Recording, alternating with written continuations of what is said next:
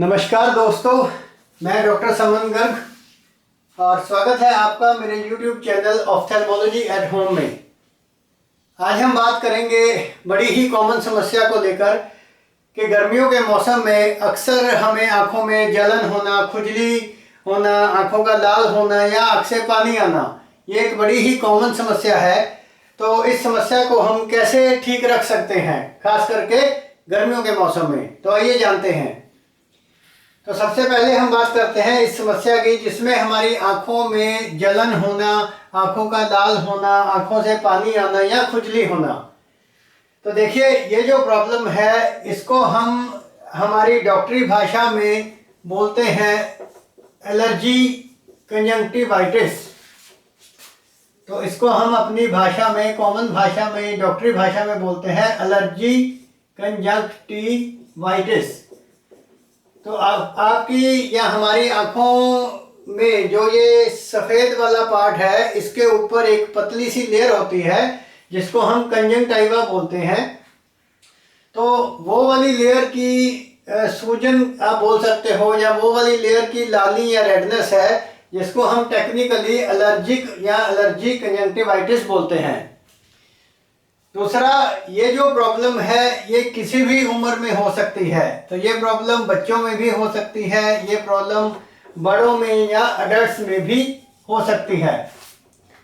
अब ये प्रॉब्लम क्यों होती है? तो जैसे कि हमने डिस्कस किया कि ये प्रॉब्लम गर्मियों में ज़्यादा हो रही है, तो इसलिए इसका जो मेन कारण है, जो प्रमुख कारण है, जो प्रमुख इसकी वजह है, वो है गर्मी, यानी कि एक्सट्रीम डिग्रीज ऑफ टेम्परेचर। तो देयरफॉर जो लोग बाहर सारा दिन भर बाहर काम करते हैं, धूप में काम करते हैं, ऑब्वियसली उन लोगों को ये प्रॉब्लम जो है एलर्जी कंजंक्टिवाइटिस की ज़्यादा होगी। तो आइए जानते हैं कि अब हम कैसे इस प्रॉब्लम से बच सकते हैं। तो देखो, सबसे पहले हमें ये समझना है कि ये जो प्रॉब्लम है ये हमें गर्मी तो तंग करेगी ही, यानी कि जितनी देर गर्मी रहेगी, अभी जैसे मार्च चल रहा है तो अब मान के चलो कि लगभग जुलाई या अगस्त, यानी कि अगले 5-6 महीने तक ये प्रॉब्लम हमें तंग करेगी, यानी कि गर्मी ये प्रॉब्लम हमें तंग करेगी।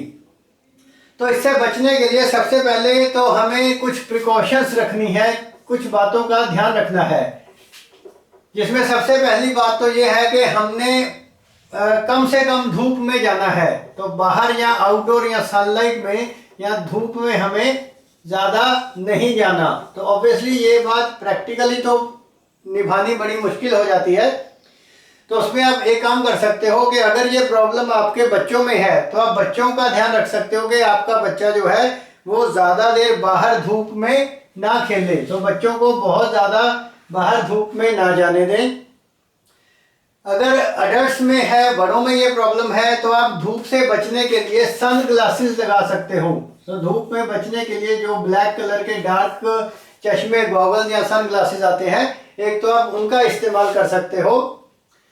दूसरा है कि आप अपनी आँखों को ठंडा रख सकते हो। तो आँखों को ठंडा रखने का जो सबसे बेस्ट तरीका है उसको हम बोलते हैं कोल्ड कंप्रेसेस, यानी कि छोटी सी बर्फ की टुकड़ी लीजिए, उसको हैंकी में रखिए और दोनों आंखें बंद करके 2-2 मिनट, 3-3 मिनट अपनी आंखों के ऊपर बर्फ की ठंडी टकोर कीजिए।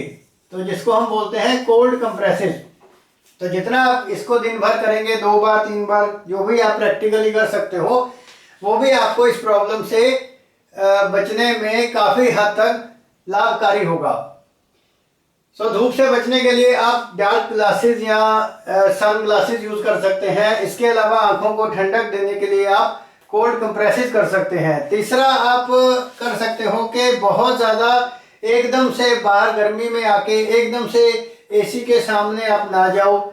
अगर आप गाड़ी में हो तो एसी का जो हवा है उसको भी आप अपने फेस के ऊपर ना लीजिए। तो एकदम से ठंडक और गर्मी का जो टेम्परेचर फ्लक्चुएशन है उनका भी हमने ध्यान रखना है कि बहुत ज़्यादा एकदम से गर्मी में आके हम एकदम से एसी के सामने ना आए।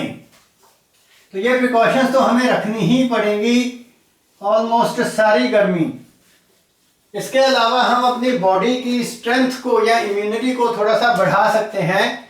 तो अपनी बॉडी की इम्यूनिटी को बढ़ाने के लिए आप क्या कर सकते हो कि विटामिन सी, जो कि आपको आंवला में मिलेगा, आंवला में, तो आंवला को आप अपनी डाइट में इंक्लूड कर सकते हो, चाहे आंवले का अचार या मुरब्बा, जो भी आप इजीली खा सकते हो। इसके अलावा आप संतरा या ऑरेंज या मौसमी जो है सीजन के हिसाब से, अवेलेबिलिटी के हिसाब से आप ले सकते हो। तो अगर आपके शरीर में एलर्जी से लड़ने के लिए ताकत या इम्यूनिटी बढ़ेगी और प्लस आप ये सारी प्रिकॉशंस लोगे, तो आप कम से कम दवाई से अपनी गर्मी का जो सीजन है अपनी आँखों को स्वस्थ रख पाएंगे, ठीक रख पाएंगे, और आपको खुजली जो है, एलर्जी जो है वो कम से कम होगी। पर इसके बावजूद भी अगर आपको खुजली या एलर्जी होती है तो ऑब्वियसली आपको फिर आंखों में दवाई की यानी कि आई ड्रॉप्स की मदद लेनी पड़ेगी, जो कि ऑब्वियसली आपके जो आंखों के डॉक्टर हैं वही आपकी आंख को चेक करके अच्छे से बताएंगे। पर इसमें हमने 2-3 बातों का ध्यान रखना है कि जो हम आई ड्रॉप्स यूज़ करते हैं एलर्जी को ठीक करने के लिए, वो 2-3 तरह के होते हैं, जिसमें एक ड्रॉप्स ऐसे हैं कि जो डालने से ही आपको एकदम से यानी कि इंस्टेंट रिलीफ मिल जाता है। तो ड्रॉप डालने से ही आपकी आंखों की लाली भी ठीक हो जाएगी और आपको इंस्टेंट आराम मिल जाएगा, इंस्टेंट रिलीफ मिल जाएगा। तो जनरली ये जो इंस्टेंट रिलीफ वाले ड्रॉप्स हैं वो होते हैं आपके स्टेरॉइड्स, वो होते हैं आपके आंखों में डालने वाले स्टेरॉइड्स। तो हमने कोशिश करनी है कि हमें इन स्टेरॉइड ड्रॉप्स की कम से कम ज़रूरत पड़े, क्योंकि ज़्यादा लंबा समय स्टेरॉइड्स अगर हम आंखों में डालते हैं तो कई बार वो आंखों में नुकसान कर जाते हैं। तो ये नहीं है कि एक बार डालने से ही नुकसान होगा, पर ज़्यादा लंबा समय हमने स्टेरॉइड्स को बचना है, स्टेरॉइड से हमने बचना है। तो अगर हम स्टेरॉइड्स की बात करें तो यहाँ पर आप देख सकते हो कि जनरली जो डी वाली ड्रॉप्स हैं, यहाँ पे आप देख सकते हो कि जो भी ड्रॉप्स में डी है, तो डी मतलब डेक्सामेथासोन, तो ये स्टेरॉइड आता है, जैसे मॉक्सीग्राम डी के नाम से या मॉक्सीफ्लोक्सासिन के साथ में, या एक आपका स्टेरॉइड होता है प्रेडनिसोलोन, तो जो कि जैसे यहाँ पे गैटिक्विन पी के कॉम्बिनेशन में है। तो ये जो तरह के ड्रॉप्स हैं डेक्सामेथासोन, प्रेडनिसोलोन, तो ये टेक्निकली स्टेरॉइड ड्रॉप्स होते हैं। तो स्टेरॉइड ड्रॉप्स जो है, हमने कोशिश है हमारी एज अ डॉक्टर भी, एज अ पेशेंट भी, कि स्टेरॉइड ड्रॉप्स जो है हमें कम से कम यूज़ करने पड़े। तो ये कभी भी आप अपने डॉक्टर की प्रिस्क्रिप्शन के बिना यूज़ नहीं करेंगे। तो ये ड्रॉप्स जब आप डालेंगे तो एकदम से आपको काफ़ी आराम या राहत मिलेगी। पर हमारी कोशिश है कि हमें स्टेरॉइड्स जो है वो अगले गर्मी के टाइम में कम से कम इस्तेमाल करने पड़े। दूसरे ड्रॉप्स होते हैं जो कि आपकी एलर्जी के ग्रास रूट लेवल पे एक्शन होता है। तो ये जो ड्रॉप्स हैं इनका जो इफेक्ट है थोड़ा धीरे धीरे आता है, पर ये जो ड्रॉप्स हैं आपकी आंखों के लिए ऑलमोस्ट 100% सेफ होते हैं। तो इसके लिए ज़रूरी है कि ये जो ड्रॉप्स हैं इनको हम रेगुलर बेस पे डालें। सो देयरफॉर जनरली हम पेशेंट को बोलते हैं कि जो एलर्जी वाले ड्रॉप्स हैं जो आपके ग्रास रूट लेवल पे एलर्जी को ठीक करेंगे, और तीसरा जो आपकी आंखों को नरम रखेंगे, जिनको हम टेक्निकल डॉक्टरी भाषा में लुब्रिकेट्स कहते हैं।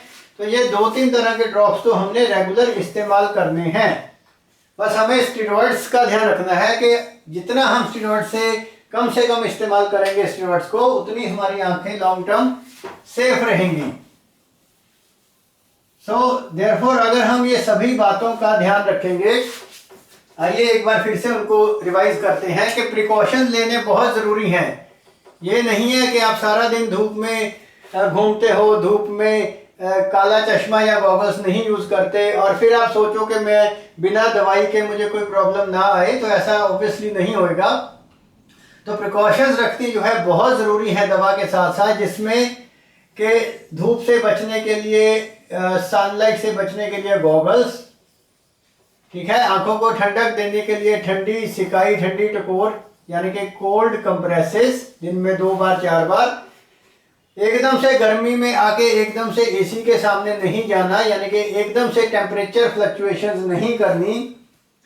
और इसके अलावा आपके regular use of eye drops, जिसमें से जो स्टीरॉयड वाले ड्रॉप्स हैं, जो ज़्यादा स्ट्रॉन्ग ड्रॉप्स हैं, उनको हमने अपने आँखों के डॉक्टर की सलाह से ही यूज़ करना है। और हमारी कोशिश है कि हमें वो कम से कम इस्तेमाल करने पड़े। और लास्ट पॉइंट में आप बोल सकते हो कि आपके शरीर की इम्यूनिटी को बढ़ाने के लिए विटामिन सी, जो कि आपको ऑरेंज में और आंवला में मिलेगा। तो यदि हम ये सभी बातों का ध्यान रखते हैं तो हम इस गर्मी के मौसम में काफ़ी हद तक ये जो कॉमन प्रॉब्लम है खुजली की, जलन की, पानी की, एलर्जी की, उससे बच सकते हैं। So thank you so much for your patience listening. Thank you.